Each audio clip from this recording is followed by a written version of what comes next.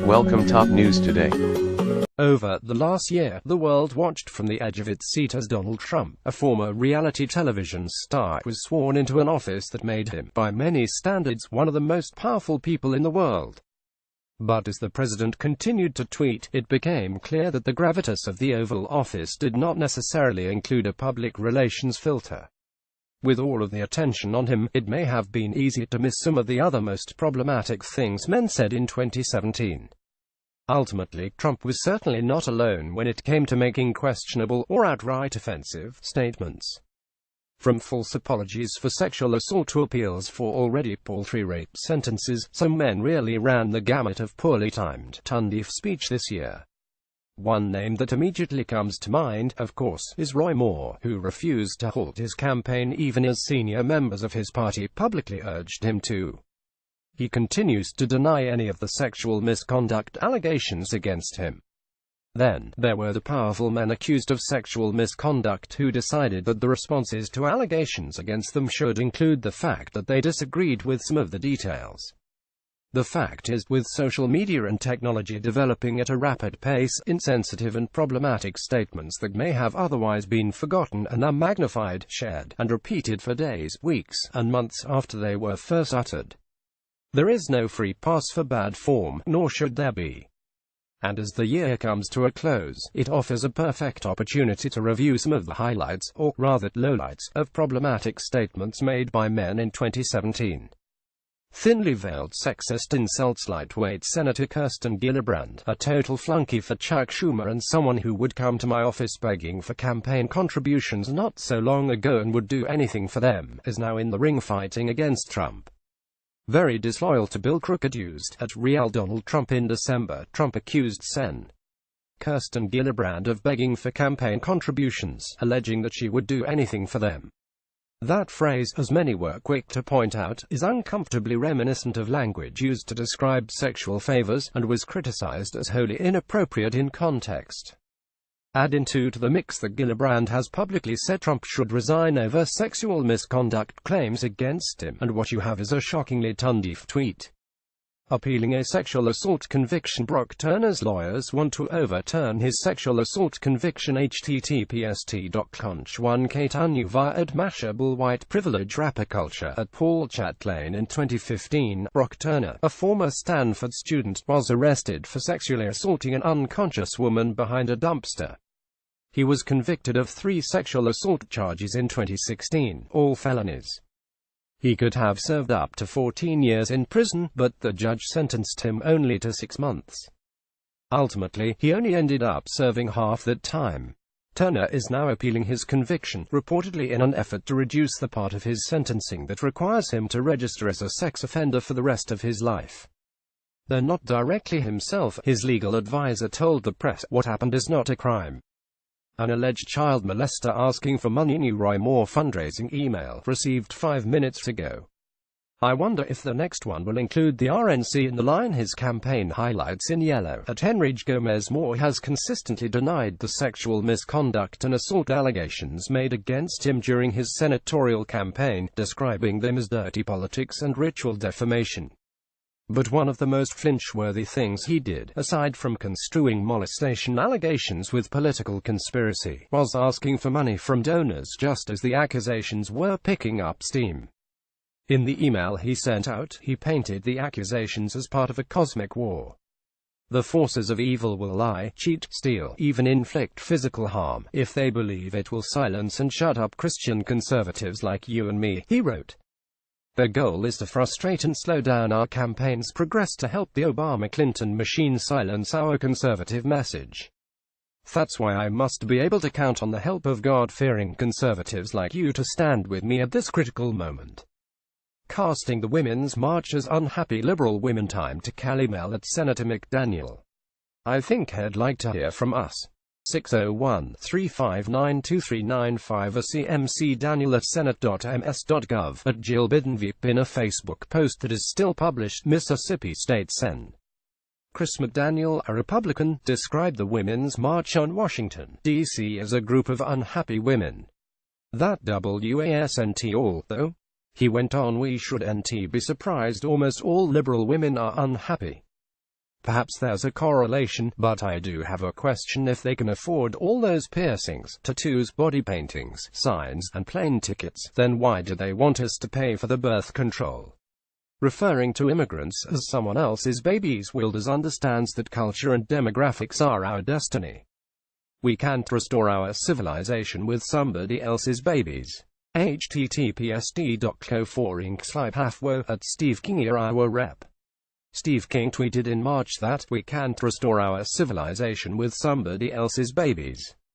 He was referring to immigrants and lamenting that American women weren't repopulating the United States with their own children.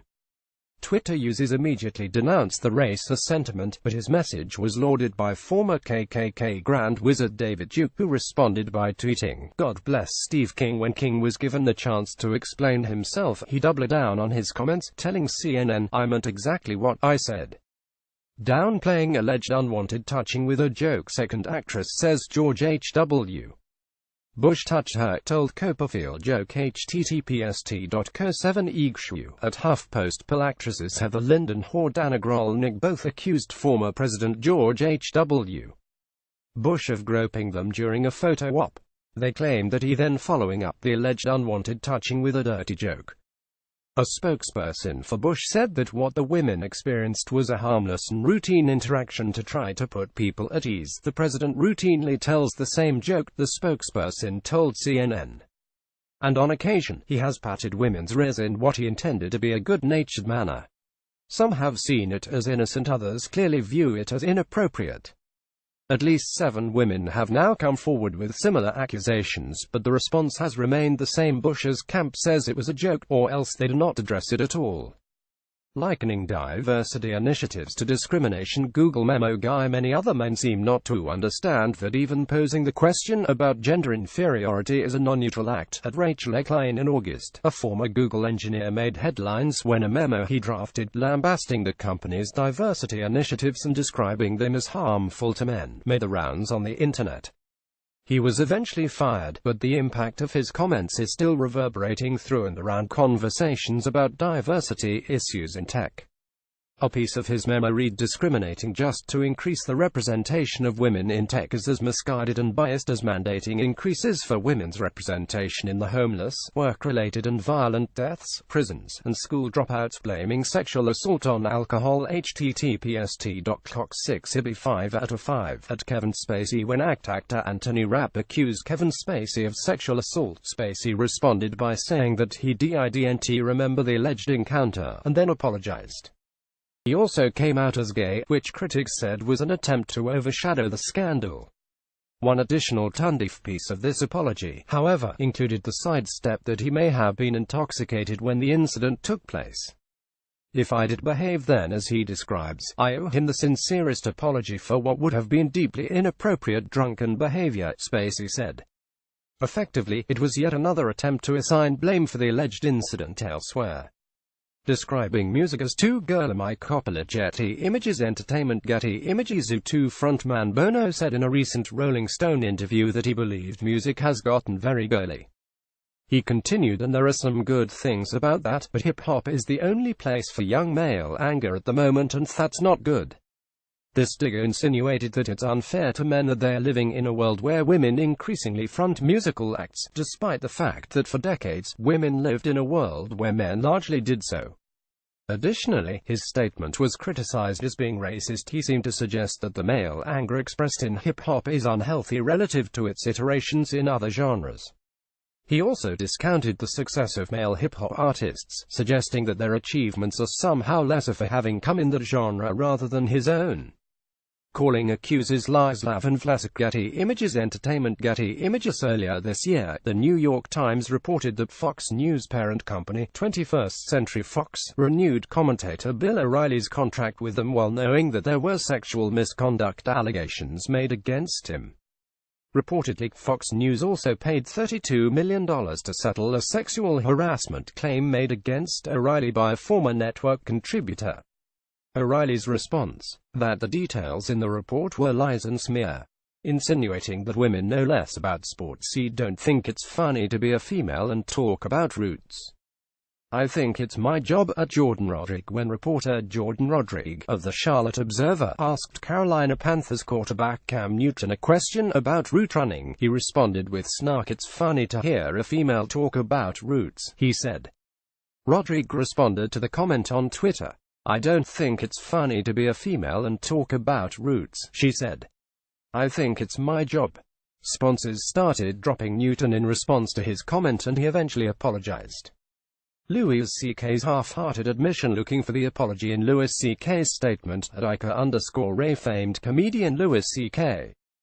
was accused of sexual misconduct by 5 women in a November New York Times report. In the aftermath of the report, C.K. said that the stories were true. "I have been remorseful of my actions, and I've tried to learn from them," he said in a statement.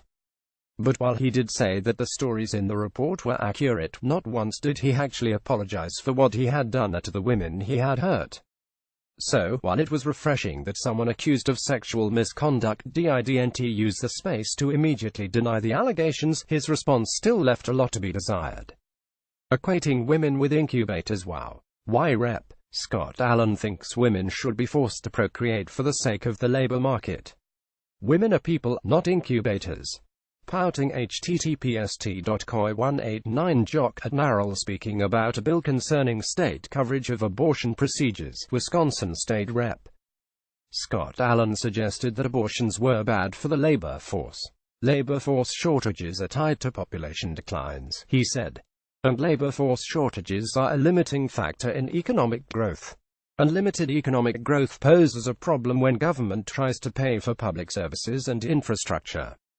He then concluded that, regardless of this, the Democrats continue their effort to support the abortion industry, effectively equating women with baby incubators instead of recognizing them as unique individuals who can contribute to society in a variety of ways. There were almost too many problematic statements in 2017 to keep track of.